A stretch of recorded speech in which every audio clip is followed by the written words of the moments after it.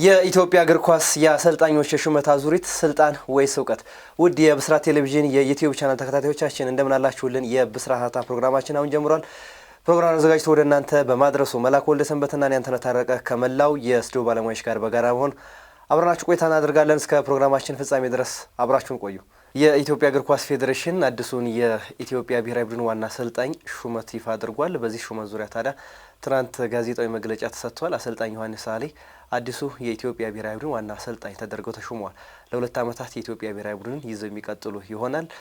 ትናንት ታዲያ በርካታ ጉዳዮች ተነስተዋል። በጋዜጣዊ መግለጫው በርከት ያሉ ጉዳዮች ናቸው የተነሱት። ምናልባት በኢትዮጵያ እግር ኳስ ፌዴሬሽን ታሪክ ረዥሙ የጋዜጣዊ መግለጫ ይመስላል። በአሰልጣኝ ሹመት ዙሪያ 2 ሰዓት ተኩል አካባቢ ፈጀ ጋዜጣዊ መግለጫ ነበረ። በዚህ ጋዜጣዊ መግለጫ በርካታ ጉዳዮች ተነስተዋል።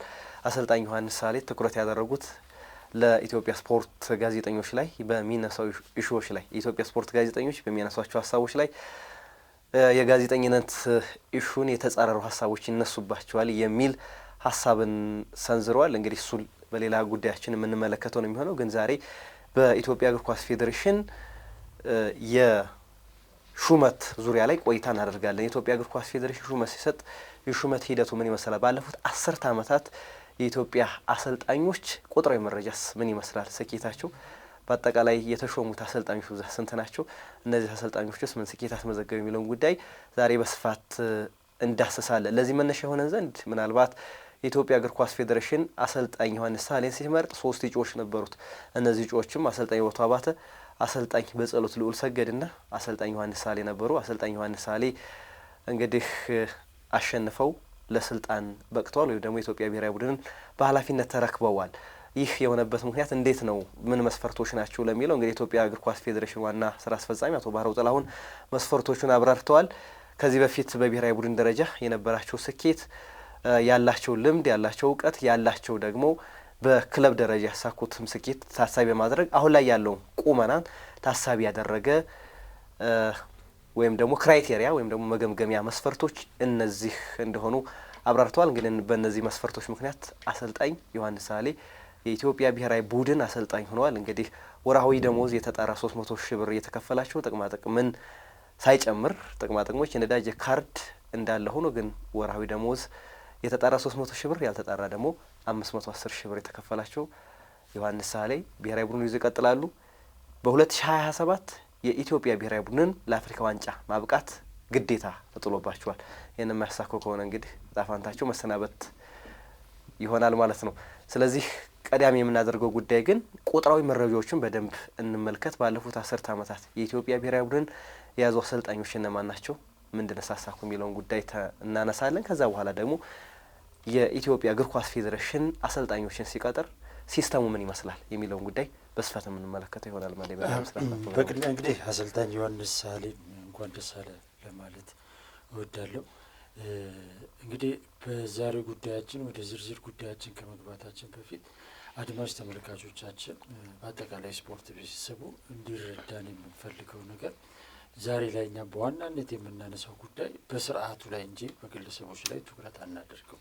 ዋናው ነገር ለየትኛውም የእግር ኳስ እንቅስቃሴ እድገት፣ ለውጥ መሰረቱ የሚፈጠረው ስርዓቱ ጠንካራ ከሆነ፣ ስርዓቱ ጥሩ ከሆነ የሚመጣው ውጤትም በዛው መጠን ጥሩ ይሆናል ብለን ነው የምናምነው። ስለዚህ ስርዓቱ የኢትዮጵያ አሰልጣኞች የአሰልጣኝነት ቅጥር ወይም ሹምሽር እንዴት ነው የሚከናወኑ፣ ማን ነው የሚያከናውኑ፣ ለምንድን ነው የሚከናወኑ የሚለው ላይ በስርዓቱ ጉዳይ ላይ ቆይታ የምናደርግ ነው የሚሆነው። አሰልጣኝ ዮሐንስ ሳሌ መሾም አለበት የለበትም የሚለው ዛሬ የኛ አጀንዳችን አይደለም። ዋናነት እኛ ትኩረት የምናደርገው ስርዓቱ ትክክል ነው አይደለም የሚለው ላይ ይሆናል ማለት ነው። ስለዚህ ወደዚህ ለመግባት በቀዳሚነት እንደጠቀስከው የ10 ዓመት የኢትዮጵያ ብሔራዊ ቡድን የአሰልጣኝ ሹምሽር ምን ይመስላል የሚለውን በቀዳሚነት መመልከት ያስፈልጋል። እንግዲህ ባለፉት 10 ዓመታት የኢትዮጵያ እግር ኳስ ፌዴሬሽን 9 ጊዜ የአሰልጣኝ ለውጥ አድርጓል። 7 አሰልጣኞችን ሾሟል። አሰልጣኝ ዮሐንስ አሁን እንግዲህ ለ9ኛ ጊዜ ወይም 9ኛው ተሿሚ ናቸው። የመጀመሪያው ተሿሚም እሳቸው ናቸው። ስለዚህ የምንመለከተው እንግዲህ ከአሰልጣኝ ዮሐንስ ዘመን እስካሁኑ የአሰልጣኝ ዮሐንስ ዘመን ያለውን ሂደት ይሆናል። ከ2007 ጀምሮ ወደዚህ ያለው ከ2009 እስከ 2018 በእኛ እንመለከታለን። እንግዲህ በእነዚህ 10 ዓመታት እንግዲህ እንደጠቀስኩልህ 7 አሰልጣኞች 9 ጊዜ ልውውጥ ተደርጓል። ስለዚህ የአንድ አሰልጣኝ እድሜ 1 ዓመት ከ3 ወር ምናምን አካባቢ ነው የሚሆኑ። ይሄ እንግዲህ ምን ያህል የአሰልጣኝ ሹምሽሩ ሂደት በጣም አሰልቺ መጥፎ ሊባል የሚችል እንደሆነ የሚያስረዳ ይመስለኛል። በእግር ኳስ ውስጥ ሙያተኞች ራሳቸው እንደሚሉት የአንድ አሰልጣኝ ቡድን የመገንቢያ ጊዜ ቢያንስ 2 ዓመት ወይም 4 ዓመት ነው የሚባለው። በዚህ 10 ዓመት ውስጥ ይህንን ማሳካት የቻሉት ወይም ይህን ቆይታ ያደረጉት 2 አሰልጣኞች ብቻ ናቸው። አብርሃም መብራቱ 2 ዓመት ቆይቷል። ውበቱ አባተ 3 ዓመት ቆይቷል። በተረፈ ሌሎቹ 1 ዓመትና ከዛ በታች በሆነ ጊዜ ውስጥ ነው ቆይታ ያደረጉት ማለት ነው። ስለዚህ ቡድን በየ6 ወሩ በየ1 ዓመቱ እንደኛ ሀገር ሲሆን 2 ዓመትም በቂ ልትለው የምትችል ጊዜ አይደለም። አሰልጣኞች በቂ ጊዜ ሊሰጣቸው ይገባል። ነገር ግን በእኛ ሀገር ተጨባጭ ሁኔታ የምናየው ግን ከዚህ በተቃራኒ ከዓለምም በተቃራኒ ነው ብሎ መውሰድ ይቻላል። በጣም ልውውጥ ይበዛል። 9 ጊዜ በ10 ዓመቱ 9 ጊዜ አሰልጣኝ ከቀየር ምን ማለት ነው?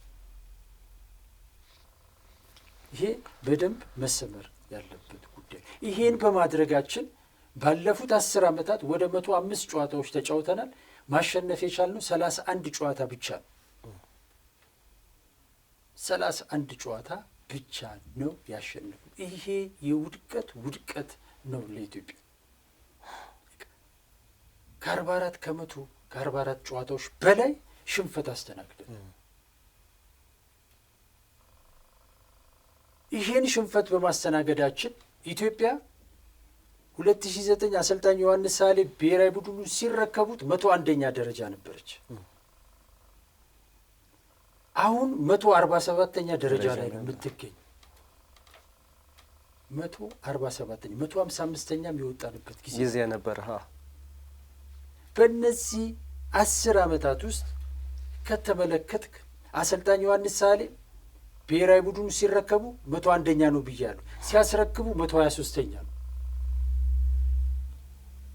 አሰልጣኝ ውበቱ አባተ ናቸው በዚህ 10 ዓመቱ ውስጥ ደረጃውን ዝቅ ማድረግ የቻሉት። 143ኛ ተረከቡ፣ 138ኛ አደረጉ። አሰልጣኝ አብርሃምም በተወሰነች ደረጃ ትንሽ ያሻሻሉበት የወጣበትም ጊዜ ነበር። ስለዚህ እንደ ሀገር የወረድንበት ዓመት ነበረ። ቁጥሮች የሚያሳዩክ ይሄ ነው። ከዚህ ውጭ የሆነ እውነት የለም። በዚህ ውስጥ ሆነክ እኔ ጠንካራ ነበርኩ እኛ ጠንካራ ነበርን ብለን ልንል አንችልም። በእነዚህ ዓመታቶች ውስጥ የማይካደው ነገር አሰልጣኝ ውበቱ አባተ ለአፍሪካ ዋንጫ አሳልፎናል፣ ቻን አስገብቶናል። አሰልጣኝ ዮሐንስ ሳሌም ቻን አስገብቶናል። ይሄ ውጤት ግን እንደ ግለሰቦቹ ላደረጉት ጥረት የምታደንቀው ነገር ሆኖ እንደ ሀገር ግን እድገት አይደለም። ለእኔ በአጋጣሚ በሁኔታዎች ወይ በግለሰቦች ጥረት የመጣ ውጤት። እኛ አሁን ላይ የሚያስፈልገን እንደ ሀገር በቀጣይነት ማስመዝገብ የምንችልበትን ሂደት መፍጠር። ወደ ኋላ ሄደ አሰልጣኝ ሰውነት ቢሻውም ከ31 ዓመት በኋላ አሳለፉት ተባለ። ያው ቡድን ከአንድ ዓመት በኋላ ፈረሰ። ስለዚህ ያው ቡድን ያለፈው በግለሰቦች ጥረት እንጂ እንደ ሀገር በሰራ ነው ሲስተም የለውም አይደለም። ይሄ የሲስተም ውድቀታችንን የሚያሳይ የተጀመረውን ነገር መቀጠል አንችልም። የማንችለው ደግሞ ጠንካራ ስርዓት ስላልፈጠርን ነው። እንዴት አልተፈጠረም? ቀጥለን እንመጣበታለን። ነገር ግን ባለፉት 10 ዓመታት ቁጥሮች የሚናገሩት ውድቀትን እንጂ እድገትን አይደለም። ይሄ ደግሞ የሆነው በሁለት ስራ አስፈጻሚ ዘመን ነው። አሁን አቶ ኢሳያስ ጅራ ፌዴሬሽኑ እየመሩ ነው። ከ2010 መጨረሻ ጀምሮ ያለውን ላለፉት 8 ዓመታት በእሳቸው መሪነት ነው ሹምሽሩ ሲደረግ የነበረው። ቀደም ሲል በነበሩት ጊዜያት በአቶ ጁነዲ በሻ ጊዜ የነበሩ 2 ዓመታት አሰልጣኝ ዮሐንስ ሳሌ፣ ከዛ ገብረመድህን፣ ከዛ በኋላ አሸናፊ በቀለ ተሹመዋል 3 አሰልጣኞች። ከዛ በኋላ ያሉ 6 ሹመቶች ግን አሁን አቶ ኢሳያስ ወይም የፌዴሬሽኑ ጸሐፊም አቶ ባህሩ ጥላውን ባሉበት ስልጣን ዘመን 6 ጊዜ ለውጥ ተደርጓል በ8 ዓመት ውስጥ። ይሄ ምንድን ነው የሚነግረን? አሁን ላይ መነጋገር ያለብን መወያየት ያለብን ስለዚህ ስርዓት ጉዳይ ነው። ሁልጊዜም እንደምለው አመራር አሰልጣኝ ሲሾም፣ አሰልጣኝ ደግሞ ተጫዋች ሲቀጥር ከተሳሳተ በቃ ውጤቱ ሁልጊዜም ሊሆን የሚችለው 0 ነው ወይም ደካማ ነው። ስለዚህ እኛ 9 ጊዜ አሰልጣኝ ቀይረን ውጤት ካላመጣን ለመጣው ውጤት ሁል ጊዜ ሰለባ እየሆኑ ያሉት አሰልጣኞቹ ናቸው። አሰልጣኙ ስለማይችል ነው ተብሎ አመራሩ አሰልጣኞቹን ያሰናብታል። እሺ ይኸው 8 ጊዜ ያህል አሰናበተን፣ አሁን 9ኛውን አመጣን። 8 ጊዜም ሲሳሳቱ አሰልጣኞቹ ነበሩ የተሳሳቱት? አሰልጣኞቹ ብቻ ነው እንዴት የተሳሳቱት? ከቀጣሪውም ችግር አለ። ቀጣሪውስ ምንድን ነው? ቀጣሪው ላይ ያለው ተጠያቂነት ምንድን ነው? ቀጣሪው ላይ ያለው ኃላፊነት? አሁን አሰልጣኝ ዮሐንስ ሳሌ ተቀጠረ። ሲቀጠር አፍሪካ ዋንጫ ካላሳለፍክ ትወርዳለህ ተባለ። እሺ አፍሪካ ዋንጫ ካላለፈ ብሔራዊ ቡድኑ የቀጠረው አካልስ ምንድን ነው የሚሆነው? ምንድን ነው የሚሆነው?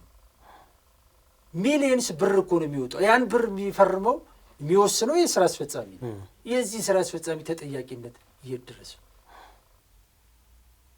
ሁል ጊዜ እነሱ እየሾሙ በስልጣናቸው ብቻ የሚቆዩበት ሀገር አይደለችም ኢትዮጵያ።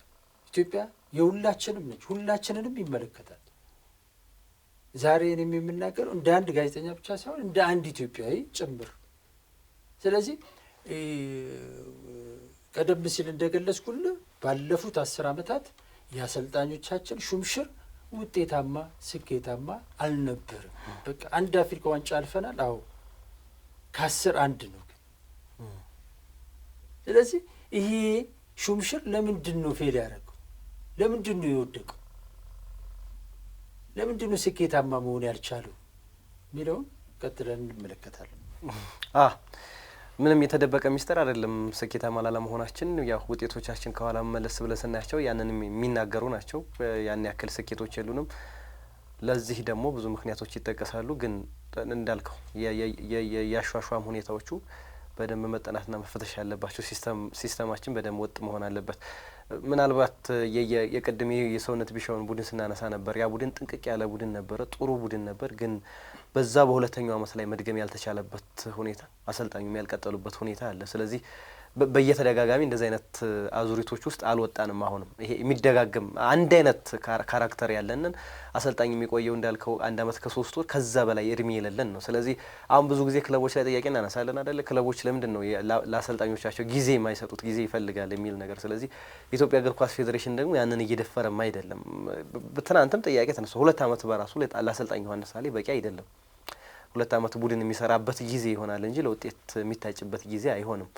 ምናልባት አማራጮች ስለሚኖሩት ካልሆነ በስተቀር ተጫዋቾችን የመምረጥ አማራጭ ሊኖረው ይችል ይሆናል እንጂ እንደ አድቫንቴጅ የሚያዝለት ግን ስራውን ከመስራት ጋር ከተያዘ ግን የታይም ሊሚቴሽኑ ግን ትንሽ አሁንም 2 ዓመትም በቂ አይደለም። ስለዚህ ግን እየተያዙ የሚመጡ ነገሮች አሉ። በተለይ ከሲስተም ጋር በተያያዘ ከጊዜ ወደ ጊዜ የሚፈርስበት ቡድኑ ከጊዜ ወደ ጊዜ የሚፈርስበት አሁንም የጨዋታ ሞዴል ምናምን የሚባለውም እንዴት ነው የሚሆነው የሚለው ነገር ራሱ እሱም ከባድ ነው። ይሄ ሁሌ የሚፈርስበት አንድ አሰልጣኝ ይመጣል አይቆይም፣ ያፈርሰዋል። ከዛ አንድ አሰልጣኝ ይመጣል አይቆይም። አሁን እነዚህ 9 አሰልጣኞች እየተቀያየሩበት፣ ስለዚህ ቡድኑ አንድ አይነት መልክ ልናይ አልቻልንም። የ9ም የተለያየ ጨዋታ መንገድ ነው ያላቸው። 9 አይነት ቡድን ነው እየተመለከትን ያለው የኢትዮጵያ ብሔራዊ ቡድን የሚባለው በብሔራዊ ቡድን ደረጃ በራሱና እሱ ነገር በራሱ ያው የሲስተሙ ፌል ማድረግ ነው። ስለዚህ የቀጣይ የምንመለከተው ጉዳይ የኢትዮጵያ እግር ኳስ ፌዴሬሽን አሰልጣኞችን ሲቀጥር እንዴት ነው የሚቀጥረው? መስፈርቶቹ ምንድን ናቸው? ምናልባት ቅድም የጠቀስናቸው መስፈርቶች አሰልጣኝ ዮሐንስ ሳሌ የተቀጠሩበት መስፈርቶች አለ። ከዛ በተጨማሪ ከዚህ በፊትስ ከነዚህ ከ10 ዓመታቱም እነዚህ 9 አሰልጣኞችስ እንዴት ነው የተቀጠሩት? መስፈርቱ እንዴት ነው? ይሄ ሲስተሙ የኢትዮጵያ እግር ኳስ ፌዴሬሽን ባህሉ እንዴት ነው? የሚቀጥርበት ባህሉ ምንድን ነው የሚለውን ነገር እንመልከተው። እግር ኳስ እንግዲህ በስሜትና በፍላጎት ሳይሆን በእውቀት የምትመራው ዘርፍ ነው። እውቀት ይፈልጋል፣ ጥበብ ይፈልጋል። እግር ኳስን ለመምራት መመራትም ያለበት በዚህ ነው ብዬ ነው ማምነው። በእኛ ሀገር ብቻ ሳይሆን ዓለምም የሚከተለው ይሄንን ነው። በእውቀት ላይ በእውነት ላይ ተመስርቶ ነው የሚሾመው የሚሽረው። ወደ እኛ ሀገር ስትመጣ ግን ያለፉት 10 ዓመታት መረጃዎች ስርቻዎች የሚያሳዩት ከእውቀት ይልቅ ስልጣን ወይም ቅርበት የነገሰበት መሆኑን ነው የምትረዳው። ይህንን በተለያዩ ማስረጃዎች በተለያዩ ጊዜ ከተመረጡት አሰልጣኞች የቅጥር ሁኔታ ጋር ተያይዞ ማንሳት እንችላለን። ወደ አሁኑ ምርጫ ወደ በኋላ እመጣለሁ። 2008 ላይ አሰልጣኝ ዮሐንስ ሳሬ ሲቀጠሩ እንዴት ተቀጠሩ? በወቅቱ ቴክኒክ ኮሚቴ ነበር። በነገራችን ላይ በአብዛኛው ሀገራት ብሔራዊ ቡድኖች የህዝብ ናቸው። ብሔራዊ ቡድኖች የህዝብ ናቸው። ስለዚህ ህዝቡን ሊወክሉ የሚችሉ በተጫዋችነት ዘመናቸው በአሰልጣኝነት ዘመናቸው በተለያየ ሙያ ላይ እውቀት ብቃት ያላቸው ብሔራዊ ቴክኒክ ኮሚቴዎች ይቋቋማሉ። ፌዴሬሽኑ ቴክኒክ ዳይሬክተር ቴክኒክ ዲፓርትመንት ቢኖረውም እንኳን ሁለቱ በጋራ ሊሰሩ የሚችሉት ብሔራዊ ቴክኒክ ኮሚቴ የህዝቡ ድምፅ ማለት ነው። ብሔራዊ ቴክኒክ ኮሚቴ ማለት ህዝቡን የሚወክል በህዝቡ ዘንድ ትልቅ ክብር ዝና ያላቸው ሰዎች ያሉበት ብሔራዊ ቴክኒክ ኮሚቴ ይቋቋም። ይህ ብሔራዊ ቴክኒክ ኮሚቴ ነው መስፈርት አውጥቶ ምን ብሎ አሰልጣኞችን ለስራ አስፈጻሚ ኮሚቴ የሚያቀርብ። ለዘመናት ኢትዮጵያ ውስጥ ሲሰራበት የነበረው አሰራር ይሄ ነው። ሌላውም ዓለም አሁን እየተከተለው ያለው ይሄንን ነው። ነገር ግን በኢትዮጵያ እግር ኳስ ፌዴሬሽን ውስጥ ባለፉት በርካታ ዓመታት በተለይም አቶ ኢሳያስ ወደ ስልጣን ከመጡ ጊዜ ጀምሮ ይሄ ብሔራዊ ቴክኒክ ኮሚቴ እንዲፈርስ ተደርጓል። እንዴት ፈረሰ? ምን ፈረሰ? ወደ በኋላ እመጣለሁ። መጀመሪያ ላይ ግን 2008 ላይ አሰልጣኝ ዮሐንስ ሳሌ ሲመረጡ ብሔራዊ ቴክኒክ ኮሚቴ ነበር። እስከ አሸናፊ እስከ አብርሃም ሹመት ድረስ ብሔራዊ ቴክኒክ ኮሚቴ ነበረ። ምርጫዎች በዛ አማካኝነት ይደረጉ ነበር። ነገር ግን አሰልጣኝ ዮሐንስ ሳሌ ሲቀጠሩ እውነት ለመናገር በጣም እጅግ በቅርበት በሚባል ደረጃ እያንዳንዷን ነገር እከታተል ነበር፣ አውቅ ነበር። እንደ ጋዜጠኛ እንደ ግል ባለኝ ግንኙነት ምርጫው በዛ ጊዜ የአሰልጣኝ ዮሐንስ ሳሌ ምርጫ በብሔራዊ ቴክኒክ ኮሚቴው የተከናወነ አይደለም። ምርጫው የተከናወነው በስራ አስፈጻሚ ኮሚቴው። ከስራ አስፈጻሚ ውስጥም ግማሽ የሚሆኑት ድጋፍ አልነበራቸውም። በዛ በአቶ ጁነዲ ስራ አስፈጻሚ የተመረጠበት ዘመን ላይ የራስ ሆቴል ስራ አስፈጻሚና የኢትዮጵያ እግር ኳስ ፌዴሬሽን ስራ አስፈጻሚ የሚባል ነበር፣ ለሁለት የተከፈለ ኮሚቴ። ይሄኛው የራስ ሆቴሉ ስራ አስፈጻሚ የሚባለው በወቅቱ የአሰልጣኝ ዮሐንስ ሳሌ የቅርብ ሰዎች የሚባሉ ናቸው። ራስ ሆቴል የሚባሉት ለምንድን ነው? አሰልጣኝ ዮሐንስ ሳሌ በተጫዋችነት ዘመኑ የተጫወተው ለራስ ሆቴል ነው። ከአሜሪካ ከመጣ በኋላ ደግሞ ያረፈው ራስ ሆቴል ነው። ስለዚህ እዛ ነው የሚሰበሰቡት። በዛ ምክንያት የራስ ሆቴሉ ስራ አስፈጻሚ ኮሚቴ መባል ጀመረ። በኋላ ከፍተኛ ትግል ተደርጎ ዮሐንስ ሳሌ የብሔራዊ ቡድኑ አሰልጣኝ እንዲሆን ተደርጓል። በወቅቱ አቶ ጁነዲ ነበሩ፣ አውቃለሁ። ዮሐንስ ሳሌ አቶ ጁነዲን ለመቅረብ የሚሄድበትን ርቀት አውቃለሁ። ስለዚህ በወቅቱ የነበረው ቴክኒክ ኮሚቴ ይሄን ምርጫ ሲያደርግ ተጽዕኖ ተደርጎበታል። ጣልቃ ገብነት በወቅቱ ነበረ። በዚህ መልኩ የተደረገ ምርጫ ነው። በኋላ ላይም ገብረመድህን ኃይሌ መጣ። ገብረመድህን ኃይሌ ሲመጣም የስራ አስፈጻሚ ኮሚቴ ምርጫ ነው የነበር። በቃ አጭር ጊዜ 2 ጨዋታ ምናምን ስለሆነች በቃ ተባለና ገብረመድህን ሎቢ ተደርጎ በስራ አስፈጻሚው በወቅቱ አቶ ተክለወይን የሚባሉ ነበሩ። እሳቸው ሎቢ አድርገው ወደ ብሔራዊ ቡድኑ እንዲመጣ ተደረገ ገብረመድህን።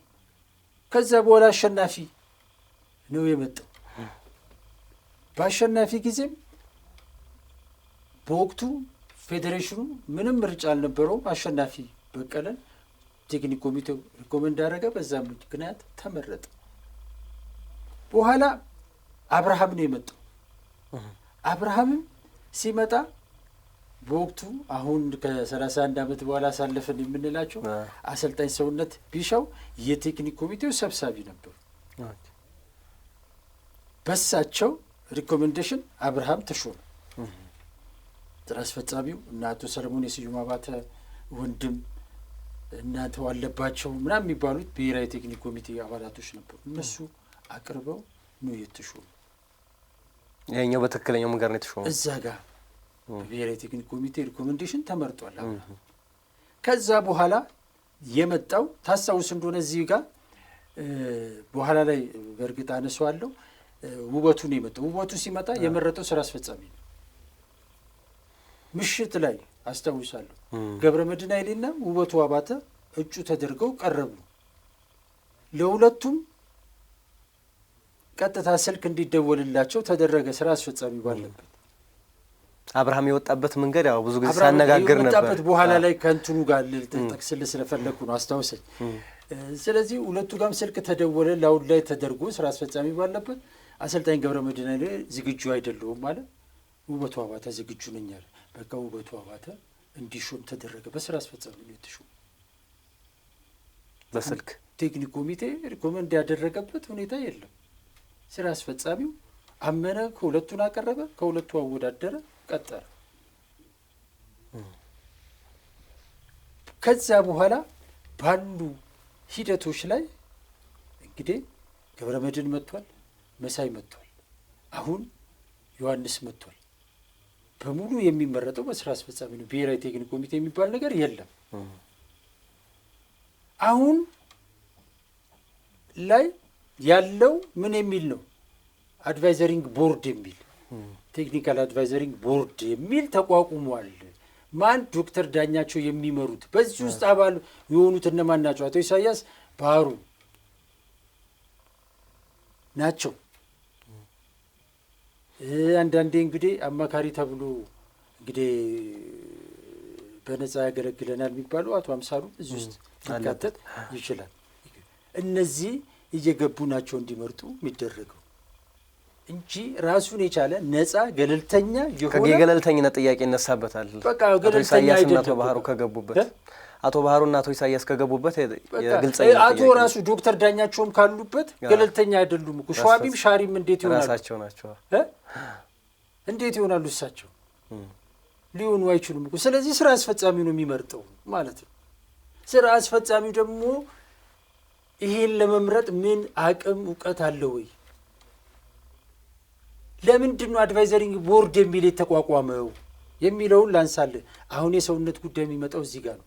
አሰልጣኝ ሰውነት ቢሻው ብሔራዊ ቴክኒክ ኮሚቴ በነበረበት ሰዓት ላይ መጨረሻ ላይ የአብርሃም ጉዳይ ወሰን ሲባል በስራ አስፈጻሚው መካከልም ልዩነቶች ሲፈጠሩ፣ ጭቅጭቆች ሲፈጠሩ ብሔራዊ ቴክኒክ ኮሚቴው ድጋሚ እንዲሰበሰብ ተደረገና ወስኑ ተባሉ። ይሄ ብሔራዊ ቴክኒክ ኮሚቴ በአሰልጣኝ አብርሃም መብራቱ ዘመን መጨረሻ ላይ ውሉን ለማራዘም እንጂ የተሰበሰበው አብርሃም በሚያሰለጥንባቸው 2 ዓመታት አንድም ቀን ስብሰባ ተሰብስቦ ብሔራዊ ቡድን ገምግሞ አያውቅም። አሰልጣኝ አብርሃም ቀጥታ ተጠሪነቱን ያደረገው ለአቶ ኢሳያስ ጅራ ነው። አቶ ኢሳያስ ጅራም በመጨረሻ ሰዓት ላይ አብርሃም ከውጪ ስለመጣ የተሻለ ልምድ አለው ብዬ አምኜ ሄጃለሁ፣ ስህተት ነው የሰራሁት ብለው ቴክኒክ ኮሚቴው ድጋሚ እንዲሰበሰብ አደረጉ። መጀመሪያ ላይ ግን ተጠሪነቱ ለሳቸው ሆኖ እሳቸውን የሚገመግሙት ከሳቸው ጋር ነው የሚነጋገረው። አብርሃም ብሔራዊ ቴክኒክ ኮሚቴውን አያውቀውም። ከአሰልጣኝ ሰውነት ቢሻው ጋር ምንም አይነት ግንኙነት አልነበረውም። አብርሃም ግን በዛ ስራ አስፈጻሚ ኮሚቴ ውስጥ ግን በእግር ኳሱ ትልቁ እውቀት ባለቤት ሰውነት ቢሻው ናቸው።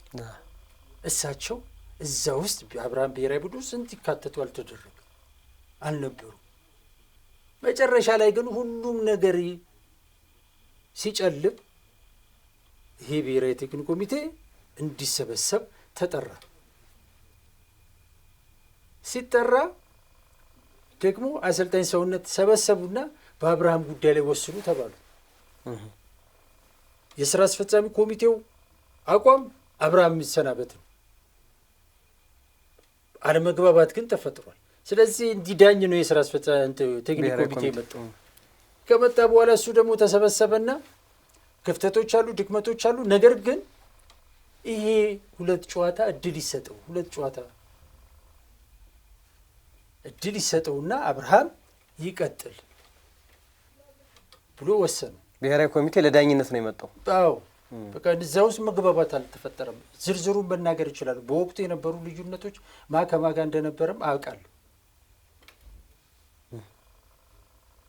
ነገር ግን ተወሰነና ሲሄድ ስራ አስፈጻሚው አልተቀበልም።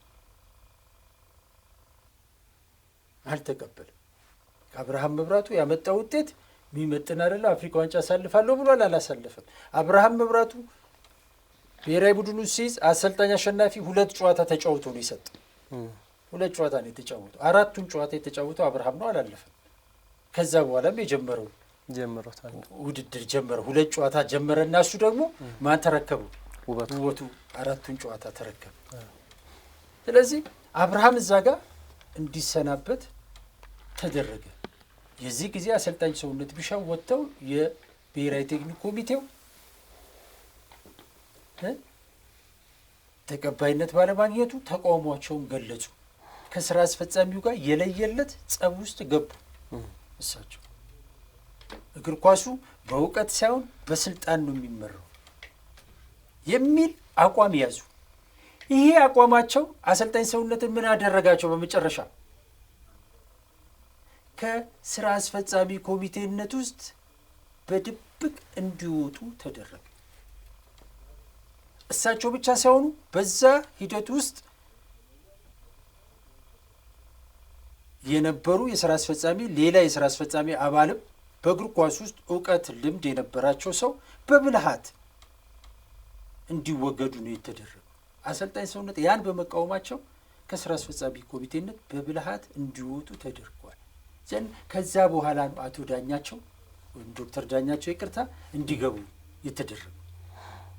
አሰልጣኝ ሰውነትን ለማስወጣት ሲባል አቶ ዳኛቸው እንዲመጡ ተደረገ። የተሰሩ ስራዎች አሉ። አሁን እሱ አጀንዳችን አይደለም። ከዛ በኋላ ብሔራዊ ቴክኒክ ኮሚቴ የሚባል ነገር መኖር የለበትም የሚል አቋም ተያዘና አሁን ይሄ ቴክኒካል አድቫይዘሪ ቦርድ ሚል ተቋቋመ። አቶ ዳኛቸው የስፖርት መምህር ናቸው ባህር ዳር ዩኒቨርሲቲ። ስለዚህ ስፖርቱን ያውቃሉ ተብለው እሳቸው የሚመሩት ኮሚቴ ሆነ። አሁን በእሳቸው ጊዜ እሳቸው ይወስናሉ፣ እሳቸው ያቀርባሉ፣ እሳቸው ይገመግማሉ። ብሔራዊ ቴክኒክ ኮሚቴ የሚባል ነገር የለም። እሳቸው ይሄን ለማድረግ ምን ያህል እውቀቱ አቅሙ አላቸው፣ ስፖርቱ ውስጥ ምን ያህል በቅርበት ኖረዋል፣ ከኖር ውስጥ ማድረግ ያለባቸው ቴክኒክ ኮሚቴ ማፍረስ ነው? ለምንድን ነው እንዲፈርስ የተፈለገው? የህዝቡ ድምፅ ነው እኮ ብሔራዊ ቴክኒክ ኮሚቴ፣ ለእነሱም አቅም ነው። ነገር ግን ብሔራዊ ቴክኒክ ኮሚቴ አቋቁመ እዚህ ጋር ማድረግ ማለት እውቀት ሳይሆን ስልጣን፣ ጉልበት፣ ኃይል እንዲኖረው ማድረግ ማለት። እግር ኳሱ በእውቀት በስልጣን አይመራም። አሁንም ድረስ የተደረገው አሰልጣኝ ዮሐንስ ላይ ስንመጣ አሰልጣኝ ዮሐንስ በጊዜያዊ ውጤት በታሪክ ውጤት ከቀረቡት 3 አሰልጣኞች ይበልጣሉ ነው የተባለው። ወቅታዊ ብቃትን እንመልከት። በቀላል አማርኛ አሰልጣኝ ጨዋታ እንዲያሸንፍ ሳይሆን ውድድር እንዲያሸንፍ ነው የሚቀጠረው። የአሰልጣኝ ብቃት የሚቀጠረው በውድድር እንጂ በጨዋታ አይደለም። አሰልጣኝ ዮሐንስ ሳህሌ በወቅታዊ ብቃት ብለህ ልትመርጥ በፍጹም አትችልም። እግር ኳሳዊ አይደለም ይሄ። በቃ አሰልጣኝ በውድድር ነው። ውድድር አሸንፏል ዮሐንስ። ወቅታዊ ብቃት በ10 ጨዋታ አሰልጣኝ ይገመገማል። እንደሱ ከሆነማ መመረጥ ያለበት በኢትዮጵያ ፕሪሚየር ሊግ ላይ አምና ግማሽ ዙር በሙሉ ያሸነፈው ሙሉጌታ ምህረት ነው አይደለም። በወቅታዊ ብቃት ካል ገብረመድህን ኃይሌ ነው ዋንጫ ይበላው አይደል። ብዙ የምታነሳቸው ጥያቄዎች አሉ። ወቅታዊ ብቃት ላይ ታሪክን እንመልከት ከተባለ አሰልጣኝ ዮሐንስ ሳሌ ባለፉት 10 ዓመታት አንድ የውድድር ዘመን የጨረሰው በኢትዮጵያ ፕሪሚየር ሊግ 2 ጊዜ ብቻ ነው። መቀሌ ሰባ እንደርታና መቻል 2014 ላይ። ከዛ ውጪ 3 ወርና 6 ወር ነው ክለብ ላይ የቆዩ። ያለፉት 2 ዓመት ተኩል ደግሞ በክለብ አሰልጣኝነት ላይ አልነበረም። ታሪክ ብለህ የምትለው ውጤት ብለህ የምትለው የቱን ነው? ባለፉት 10 ዓመታት የዮሐንስ ሳሌ ትልቁ ውጤት 4ኛ ደረጃ ነው። መቀሌ ሰባ እንደርታ እያለ ያደር በብሔራዊ ቡድን ደረጃ ከሄድክ ውጤት ካልክ ባለፉት 10 ዓመታት የነበረው አሰልጣኙ ውበቱ አባተ ነው የተሻለ ውጤት ያለው አይደለም። አፍሪካ ዋንጫ አሳልፏል። ከሱ እኩል ደግሞ ቻን አሳልፏል።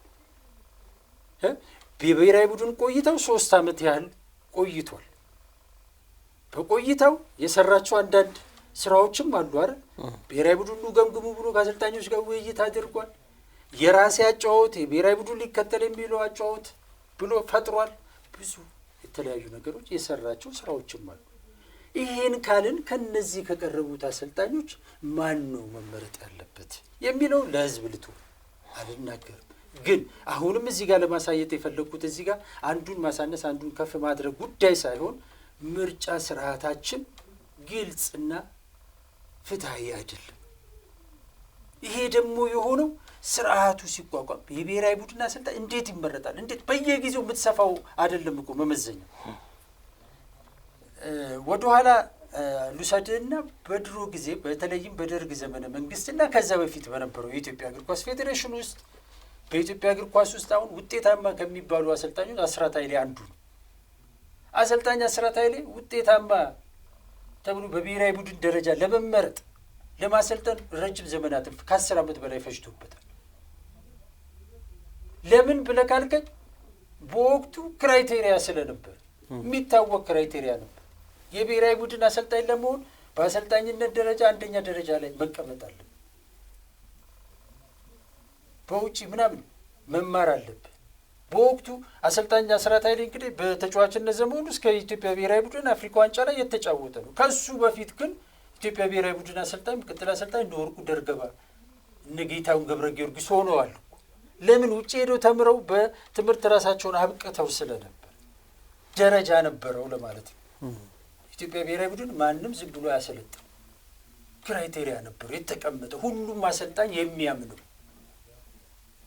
አሁንስ ሁሉም አሰልጣኝ የሚያምነው ክራይቴሪያ አለ ወይ? ለኢትዮጵያ ብሔራዊ ቡድን፣ ለኢትዮጵያ ታዳጊ ቡድን፣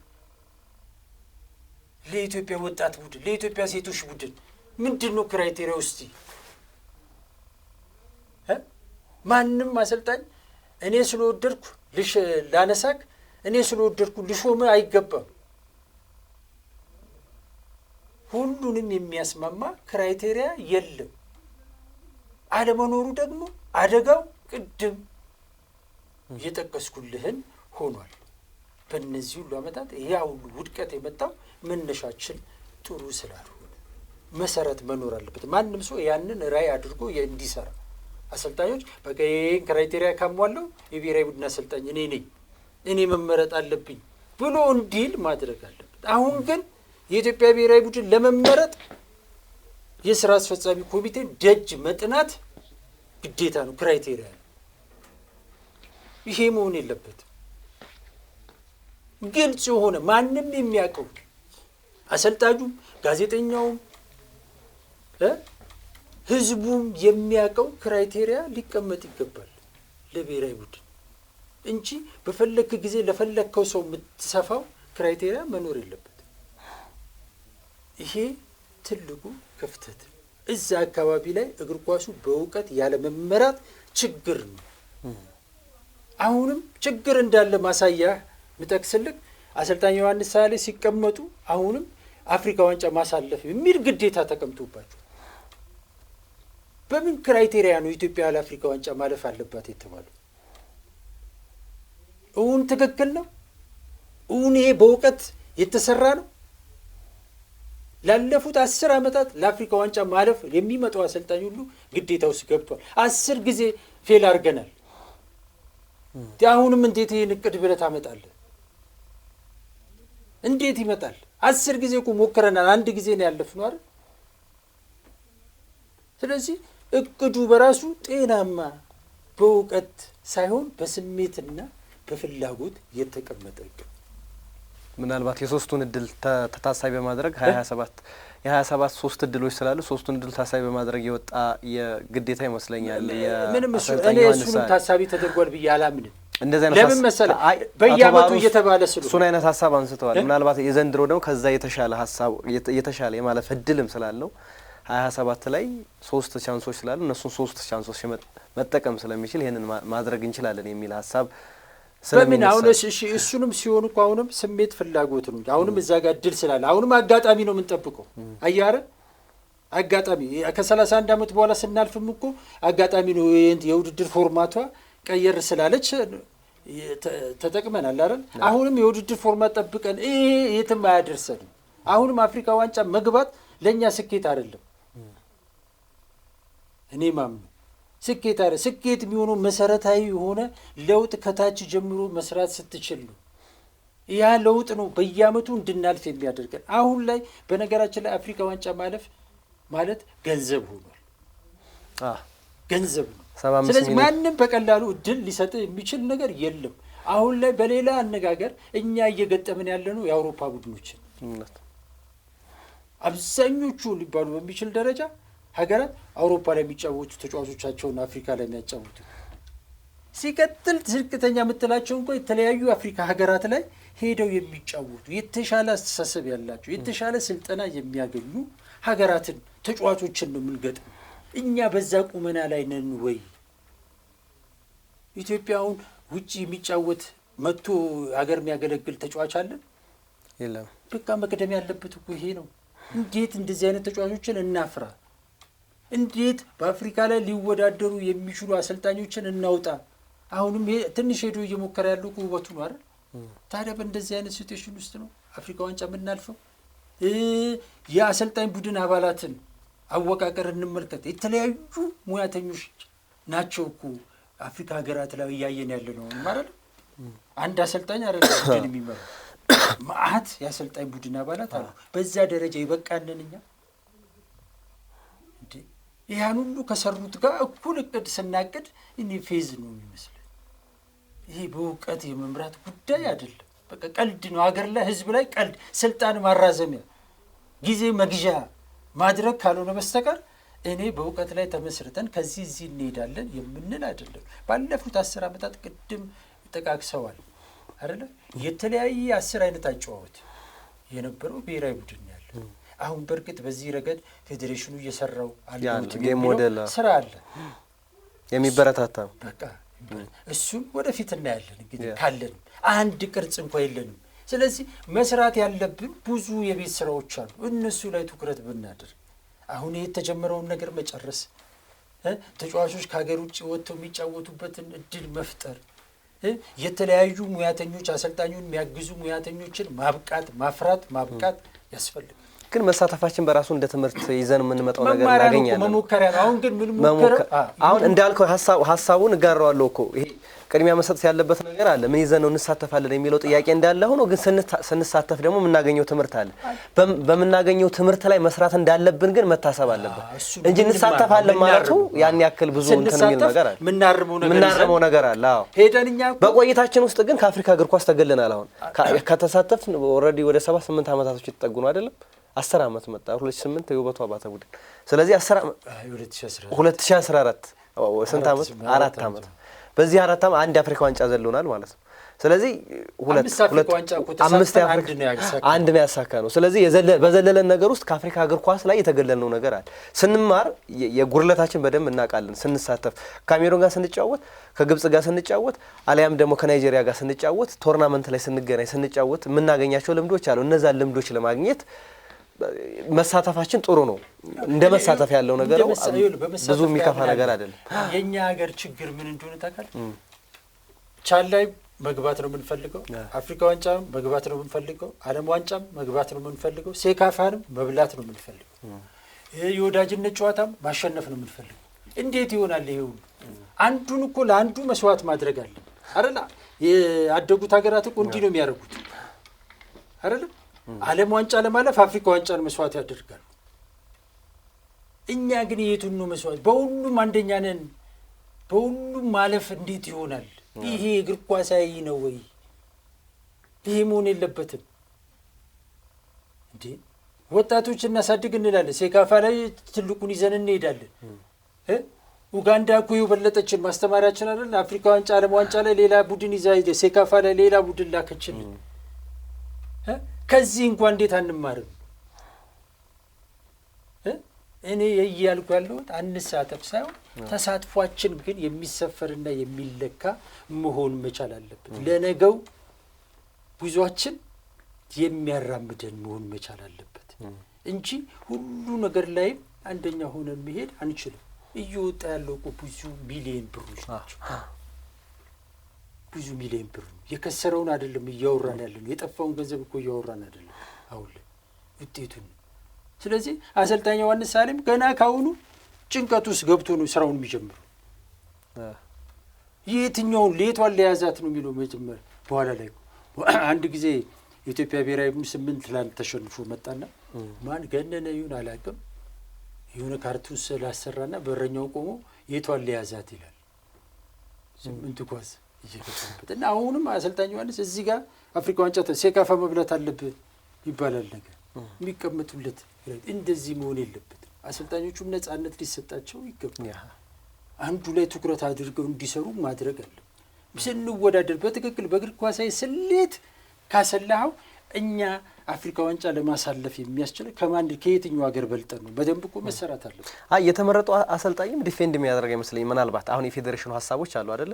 ፌዴሬሽኑ ማሳካት የሚፈልጋቸው እቅዶች አሉ። ለአንድ አሰልጣኝ የሚሰጠው ፕሮጀክት ነው። ያ ፕሮጀክት ያሳምነዋል ወይ አክሴፕት አድርጎታል ወይ የሚለው ነገር ራሱ በደንብ መፈተሽ አለበት። ምክንያቱም አንድ አሰልጣኝ የኢትዮጵያ ብሔራዊ ቡድን አሰልጣኝ ሆነህ ግባ ሲባል ሁሉንም ነገር ነው አክሴፕት የሚያደርገው እንጂ አይ በ2027 የመሳተፍ እቅድ የለኝም በእኔ እንዳሰልጣኝ ቡድኑ መስራት ነው እንፈልገው ብሎ ዲፌንድ የሚያደርግ አሰልጣኝ ያለው የሚለው ጥያቄ ነው የሚሆነው። ምክንያቱም እንደዛ ቢያደርግ ኑሮ አሁን የምንላቸው ሀሳቦች ሊመጡ ይችሉ ነበር። አይ የኢትዮጵያ ብሔራዊ ቡድን ለ2027 ሲሳተፍ ፊት ማድረግ አይችልም። ምክንያቱም አሁን ያለንበት የሊግ ደረጃ አለ፣ ተጫዋቾቻችን ከሌላው አፍሪካ ሀገራት ጋር የሚወዳደሩ ተጫዋቾች ብሎ የሚያቀርባቸው ሀሳቦች ሊኖሩ ይገባል። እንዳሰልጣኝ እንደዚህ አይነት ሀሳቦች ሲነሱ ምናልባት ዲፌንድ ሲያደርግ ያንን ነገር ሊተው የሚኖርበት እድል ሊኖር ይችላል። ግን አሁን ላይ ግን የዞሮ ዞሮ ኢትዮጵያ ብሔራዊ ቡድን ካገኘህ አክሴፕት የምትለው ነገር እኮ ነው። ብዙዎቹ አሰልጣኞች ለሙያቸው ሳይሆን ለግል ፍላጎት ቃሉን መጠቀም ስለማልፈልግ ነው፣ ለግል ፍላጎታቸው ቅድሚያ የሚሰጡ ናቸው እንጂ በትክክል ከሄድክ ለአፍሪካ ዋንጫ ማሳለፍ ሲባል የኢትዮጵያ ብሔራዊ ቡድንን የትኛውም አሰልጣኝ እውነት በግል ስናወራ ከአብዛኞቹ ጋር የማውራት እድል ስላለኝ ያወራ አያምኑበትም። ቦታዋን ለማግኘት ግን የነገ ስልጣናቸውን ሲፈልጉ ግን ይቀበላሉ። አሰልጣኝ ዮሐንስም አሁን የኢትዮጵያ ብሔራዊ ቡድን ይህንን ግዴታ ውስጥ ሲያስገባቸው እኔ በእውነት ይቀበላሉ ብዬ ለሁለተኛ ስህተት ይሳሳታሉ ብዬ አላስብም። ተቀብለዋል ከነ ምናምን አሰልጣኝ ዮሐንስ ሳሌ ኃላፊነቱንም ለመረከብ እኔ ትክክለኛውና ብቁ ናቸው ወይ የሚለው ነገር በሌላ ፕሮግራም ምናየው ቢሆንም ነገር ግን የብሔራዊ ቡድን አሰልጣኝነት እኮ እንዲሁ ዝም ብለህ በተራ በስሜት በፍላጎት የምትይዘው አይደል። ትልቅ ኃላፊነት። አይ ስለ ብቁነታቸው ምናልባት ማለት ያው አንዱ መሰመር ያለበት ነገር አሁን አሰልጣኝ ዮሐንስ ሳሌ ቡድኑን ይዘውታል አይደለ? ተረክበውታል። ስለዚህ ተረከቡት እንጂ ቡድኑን ሰርተው አላሳዩንም። ስለዚህ እየሰሩ ሲሄድ ብንታቻቸውና እየሰሩ ስንሄድ ብንወቅሳቸው ይሻላል በሚያስመዘግቡት ውጤት ነው። በመሰረቱ ወደፊት የሚሰሩትን የምናየው ቢሆንም ነገር ግን የሚሰሩትን ዛሬ ላይ ታሪካቸው እንዳለ ነው። የኋላ ታሪካቸው ያስመዘገቡት ውጤት ተነስተን ምናልባት እንደዚህ ሊያደርጉ ይችላሉ የምንለው ነገር 10 ዓመታት ቀላል አይደለም። በ10 ዓመታት ውስጥ ራሳቸው ላይ ቫልዩ አድ ያደረጉት ነገር ሊኖር ይችላል። ስለዚህ ከራሳቸው የተማሩት ከህይወትም ከስራ ልምድም የሚያገኙት ነገር ይኖራል ብዬ አስባለሁ። ስለዚህ እየሰሩ ከሄዱ በኋላ የኢትዮጵያ እግር ኳስ ፌዴሬሽንንም አሁን የምንላቸውን ሀሳቦችን ማንሳት እንችላለን። ምክንያቱም በምን መስፈርት ነው የቀጥረው? ምክንያቱም መስፈርቱ ስንቀጥር ይሄ ልክ አይደለም ብለን ያነሳናቸው ቅድም ሀሳቦች አሉ። ስለዚህ የኢትዮጵያ እግር ኳስ ፌዴሬሽንን መተቸት የአሰልጣኝ ዮሐንስንም ለመተቸት ስራዎች ከተሰሩ በኋላ በየሚሰራቸው ስራዎች ሁሉ ስለዚህ በቁጥሮች አስደግፎ መተቸት ይችላል። አሁን ላይ ግን አላየናቸውም። ምናልባት ይሄ ሀሳብ አሁን ኦልሬዲ ተመርጧል። እሳቸው ማገዝ ሊጠበቅብን ይችላል። ነገር ግን እኛ እየተናገረን ያለው አሁንም የምንናገራቸው ነገር እንዲተገብሩት አሁንም መስተካከል ያለበት ነገር መስተካከል አለበት። የብሔራዊ ቡድኑ አፍሪካ ዋንጫ ማለፍ አሁንም ህግ አይደለም፣ የፈጣሪ ቃል አይደለም። አሁንም መታረም ካለበት መታረም አለበት፣ መገምገም አለበት። አሁንም ዮሐንስ ሳሌ የኢትዮጵያ ብሔራዊ ቡድን አፍሪካ ዋንጫ አላሳለፉም ብሎ ብቻ መቀመጥ የለበትም። የኢትዮጵያ ብሔራዊ ቡድን ከየት ነው የሚነሳው የት ነው የሚደርሰው የሚለው በግልጽ መቀመጥ አለበት። አፍሪካ ዋንጫ ለማሳለፍ 6ቱንም ጨዋታ አሰልጣኝ ዮሐንስ ሳሌ መጫወት ላይጠበቅባቸው ይችላል። እንዴት ነው የሚገመገሙት? አሰልጣኝ ቆይታ አልተሰጠኝም ጊዜ ሊሰጠኝ ይገባል ሲሉ አሁን ዮሐንስ ሳሌ ምንም ምክንያት ሊያቀርቡ አይገባ። ከዚህ በኋላ በቃ 6 ጨዋታ ተሰጥቷቸዋል፣ ማሸነፍ ነው በቃ። ሌላ ታሪክ የለውም። ልጆቹ በቂ አልተዘጋጁም፣ 10 ቀን የተሰጠኝ ጊዜ ምናምን የሚሉ ታሪኮች መስማት አንፈልግም። ይሄንን አስቦ አቅዶ መስራት የፌዴሬሽኑም የሳቸውም ግዴታ። ምክንያቱም ምን ሊፈጠር እንደሚችል ነገር ዛሬ ላይ ሙያተኛው ሆኖ መገመት ካልቻለ ከባድ ነው፣ ጥያቄ የሚያስነሳ ጉዳይ ነው። ስለዚህ እችላለሁ ብሏል አሰልጣኝ ዮሐንስ ሳሌ፣ ፌዴሬሽኑም ይቻላል ብሏል። በዚህች ጊዜ ውስጥ አፍሪካ ዋንጫ መግባት ይቻላል እያሉ ነው ያሉት አይደለም። ስለዚህ እኛ ደግሞ ካለፉ ልምዶቻችን 10 ዓመት ሞክረን አልተሳካልንም። ስለዚህ መቀየር አለበት ነው እያልን ያለን። ከልምዳችን ነው እየተናገርን ያለ፣ ከእውነታው ነው እየተናገርን ያለ።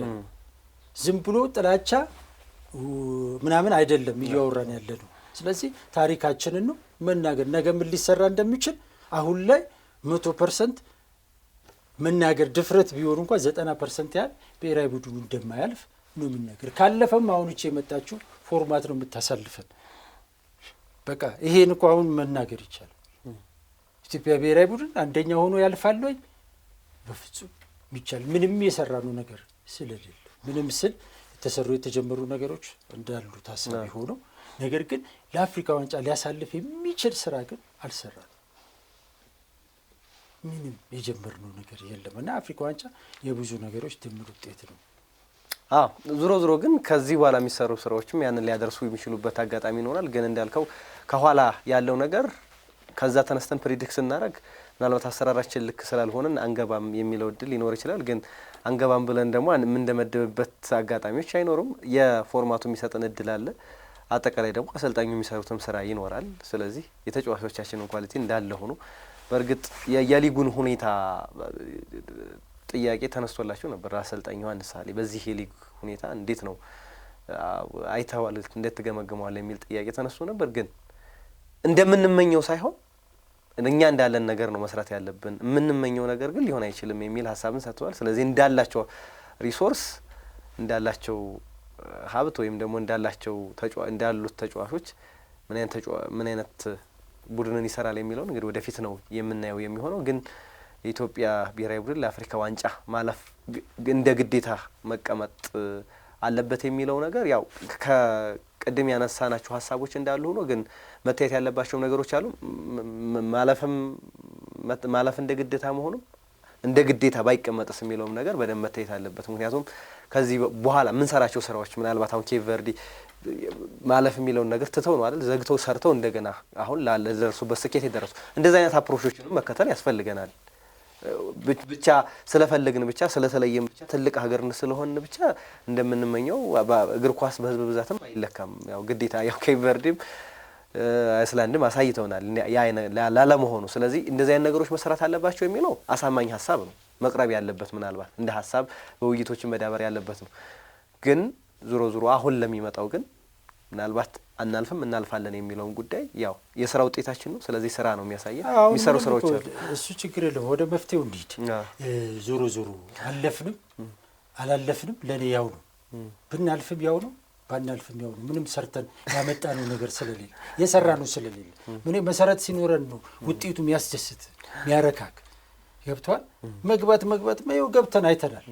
ሰውነትም ማስገብቶ አይተናል። ሰውነቱ ማስገብቶ አይተናል። አሁን ዮሐንስም ሊያስገባን ይችላል። ኢትዮጵያ እግር ኳስ ግን አይለወጥ። ለለውጡ እንስራ፣ ለለውጡ ቅድሚያ እንስጥ። መሰረቱ ላይ የተጀመሩ ነገሮች አሉ፣ እነሱን ማጠንከር ያስፈልጋል። በተለይ አሁን ወጣቶች ላይ የተጀመሩ ነገሮች አሉ አይደል? በፌዴሬሽኑ እነሱን ነገር ማጠንከር ያስፈልጋል። ነገር ነው በቃ እንደ አጠቃላይ እንደ ሀገር በቃ ሀገር ወጥ የሆነ ስራ መስራት አለባት። በሚለው ላይ እንግዲህ ወደፊት እነሱም ሰርተው ሊያመጡት ይችላሉ። ዞሮ ዞሮ አሁን አጀንዳችን እግር ኳሱ እንዴት ይለወጥ ያይደግ ሳይሆን የአሰልጣኝ ሹምሽሩ ነውና ስለዚህ ባለፉት 10 ዓመታት እንግዲህ የታየው ውጤት ይሄ ከሆነ አሁን ላይ ኢትዮጵያ ከዚህ ለመውጣት ምን ማድረግ አለባት የሚለው ላይ እንወያይና ብናበቃ መልካም እንወያይና እንዝጋ ፕሮግራማችን። ምናልባት ምን ማድረግ አለበት የሚለው የመፍትሄ ሀሳቦቹ በደንብ መቀመጥ ያለባቸው ጉዳዮች ናቸው። ምናልባት የኢትዮጵያ እግር ኳስ ፌዴሬሽን አሁን ቀደም ያልከው የብሔራዊ ኮሚቴ ምናልባት የቴክኒክ ኮሚቴ በጣም ወሳኝ ነገር ነው። ስለዚህ የቴክኒክ ኮሚቴ ላይ ሪፎርም ስራዎችን መስራት ይጠበቅበታል። ከግልጽነትና ከተጠያቂነት ጋር በተያያዘ እዛው የስራ አስፈጻሚ አባላቶቹ የሚገቡበት ከሆነ ምናልባት አሁንም የተጠያቂነት ጉዳዮች ይነሳሉ። ግን አቶ ባህሩ ምናልባት በዚህኛው ሹመት ላይ በጣም ትራንስፓረንት ለመሆን ተሞክሯል የሚል ሀሳብን አንስተዋል። በደንብ እንደዚህ አይነት ጥያቄዎች እንዳይነሱ በሚል ሀሳቦችን አንስተዋል። ግን አሁን የሚነሱት ሀሳቦች ደግሞ ይሄኛው የቴክኒክ ኮሚቴ ብሔራዊ ቴክኒክ ኮሚቴ ያለመኖሩ እንደዚህ አይነት ሀሳብ ያላቸውን ሰዎች ያስነሳል፣ በጎራ የሚከፍል ነገር ስለሚኖር። ስለዚህ እንደዚህ አይነት ሀሳቦችን ማስቀረት ወይም ደግሞ ሲስተም በደንብ ዲቨሎፕ ማድረግ ያስፈልጋል። የተጫዋቾቻችንም ሁኔታ በደንብ መረዳት ለአሰልጣኙም ስንሰጥ ያለንን ነገርና የምንፈልገውን ነገር ደግሞ አጣጥሞ መሄድም ያስፈልጋል የሚሉት ሀሳቦች ናቸው ያሉኝ። ዞሮ ዞሮ ምንድነው በዋናነት ያው ቅድም እንዳነሳ ነው የችግሩ ዋነኛ ምንጭ ትክክለኛ የአቀጣጠር ስርዓት አለመኖር፣ ጣልቃ ገብነት መኖር ነው ብለን ካመንን ይሄንን ማስተካከል ያስፈልጋል። ስለዚህ በአስቸኳይ በትላልቅ ባለሙያዎች የተሞላ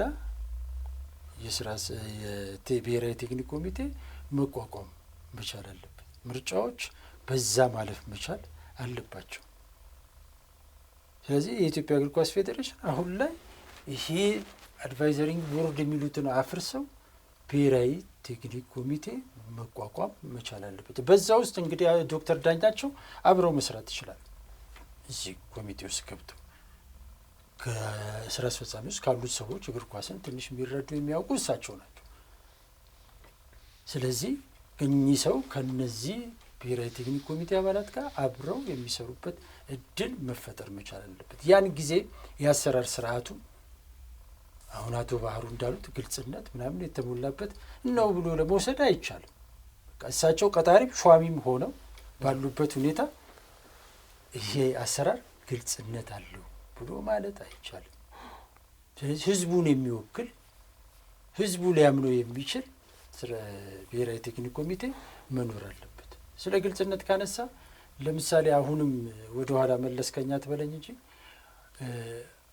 2007 ላይ በማሪያኖ ባሬቶ የሚባሉት አሰልጣኝ ሲወዳደሩ ማስታወቂያ ወጥቶ ነበር። ዓለም አቀፍ ማስታወቂያ ነው የወጣው። እዛ ማስታወቂያ ወደ 26 ሰዎች ተወዳድረው ነበር። ከነዛ 26 ሰዎች ውስጥ ያንን ምርጫ ያደረገው ብሔራዊ ቴክኒክ ኮሚቴ ነው። በዛ ውስጥ ከ26 ውስጥ 10 አሰልጣኞች ሲመረጡ ከ10 ውስጥ ከኢትዮጵያ የነበረው አንዱ ውበቱ አባተ ነው። በዛ ምርጫ ውስጥ አሰልጣኝ ዮሐንስ ሳሌ ነበሩ።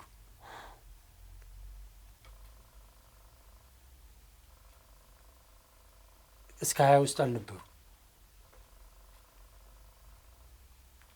10 ውስጥ ግን ውበቱ አባተ ነበረ። ይሄ ምርጫ ከፍተኛ ጥንቃቄ የተደረገበት ትላልቅ የዩኒቨርሲቲ ምሁራንም የነበሩበት ምርጫ ነው። ሲቪ ነው የታየው። እንደዛ አይነት ከሀገር አልፎ ዓለም አቀፍ ሲቪዎችንም አሰልጣኞችንም የሚያወዳድር ብሔራዊ ቴክኒክ ኮሚቴ ነበረ። አሁን ያ ኮሚቴ ፈርሷል። ያ መፍረሱ ደግሞ አደጋ ነው የመጣው። ስለዚህ አሁን እሱ መቋቋም አለበት። አንድ ሁለተኛ በየጊዜው አሰልጣኞችን በቀያየርክ ቁጥር የምትቀያየረው የቡድኑን የጨዋታ መንገድ። ተጫዋቾቻችን በየአሰልጣኞቹ ተሰላችተዋል። በየጊዜው የተለያየ አጨዋወት፣ የተለያየ ስልት፣ የተለያየ ባህሪ እየያዙ ነው ተጫዋቾቹ ያላቸውን እንኳን እንዳይሰጡ እየተደረጉ።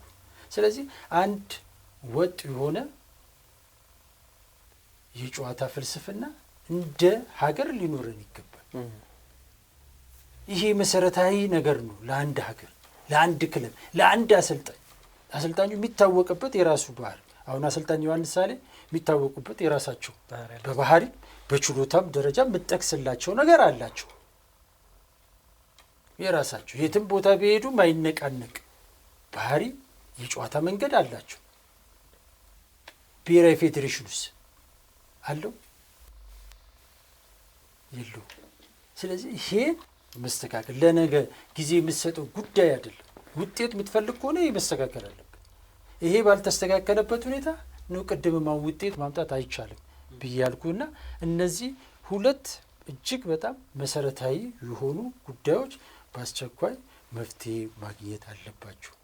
ብሔራዊ ቴክኒክ ኮሚቴ ሁሉም አሰልጣኝ፣ ሁሉም ጋዜጠኛ፣ ሁሉም ባለሙያ የሚያምኑ መሆን መቻል አለው። ስታቋቁሙ ለስሙላ ማቋቋም ሳይሆን እምነት የሚጣልበት ብሔራዊ ቴክኒክ ኮሚቴ መቋቋም አለበት። እነዚህን ማድረግ ከቻለን እግር ኳሱን በተወሰነ ደረጃ ቢያንስ ውዝግብና ንትርክ እንዳይኖር ማድረግ ይቻላል። ማንም እየተነሳ እንደፈለገ እንዳያወራ ማድረግ ይቻላል። ብሔራዊ ምርጫውን ወይም መመዘኛዎቹን ሁሉም አካላት ሁሉም ባለድርሻ እንዲሳተፍበትም ማድረግ የሚቻል ሁሉም የተስማማበት የብሔራዊ ቡድን ያሰልጣኝ ምርጫ መስፈርት መቀመጥ አለበት ከላይ እስከታች። ያ ከሆነ ጠንካራ ብሔራዊ ቡድን ውጤታማ ብሔራዊ ቡድን ሊኖረን አንድ እርምጃ እንደመራመድ እቆጥረዋለሁ።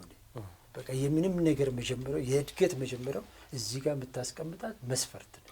ክራት ህግና ስርዓት የሌለው ሀገር አይደለም።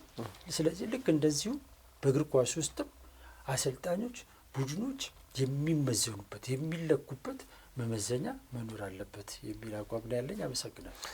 ዞሮ ዞሮ የኢትዮጵያ እግር ኳስ ፌዴሬሽን ጥናቶችንም ጀምሯል። እንግዲህ በባለፈውም እንደነዚህ ከባለድርሻ አካላት ጋር የመከረበት ሁኔታ አለ። የእግር ኳሱ ችግር ምንድነው የሚለው ጉዳይ እነዚህ አሁን የጠቀስናቸው ጉዳዮችም የተነሱበት ነው። ስለዚህ እንግዲህ በጥናቱ እነዚህን ጉዳዮች ዳሶ መፍትሄና ያልነውን ደግሞ ሲስተም ዲቨሎፕ ያደርጋል ብለን ተስፋ እናደርጋለን። ውድ ተመልካቾቻችን የኢትዮጵያ እግር ኳስ ፌዴሬሽን የአሰልጣኞች የሹመት አዙሪት ስልጣን ወይስ እውቀት በሚለው ርዕሰ ጉዳይ ላይ ቆይታ ያደረግንበት የዛሬው የብስራት ሀታ ፕሮግራማችን የተከታተላችሁትን ይመስል ነበረ። ፕሮግራሙን አዘጋጅቶ ወደ እናንተ በማድረሱ መላኩ ወልደሰንበትና እኔ አንተነህ ታረቀ ከመላው የስቱዲዮ ባለሙያዎች ጋር በጋራ በመሆን አብረናችሁ ቆይታ ያደረግን። ያላችሁን ሀሳብ አስተያየት በአስተያየት መስጫ ሳጥን ላይ ያስቀምጡልን። ሰኔ ጊዜን ተመኘን።